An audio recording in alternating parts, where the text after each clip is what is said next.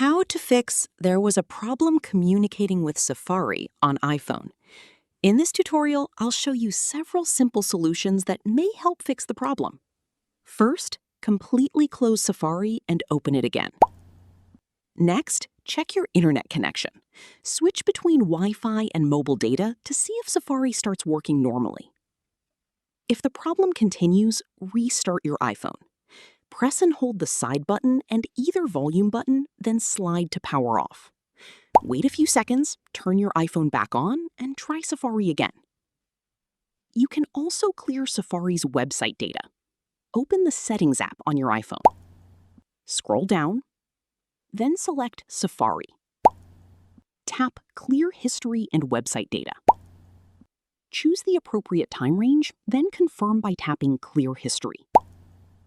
If you're still having problems, go back to Settings. Tap General, then select Transfer or Reset iPhone. Tap Reset, then select Reset Network Settings.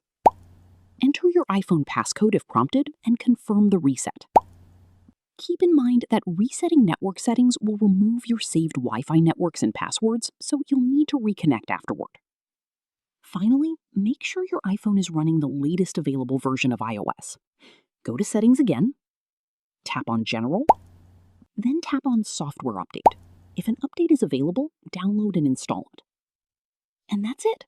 These steps should help fix the "there was a problem communicating with Safari" error on your iPhone.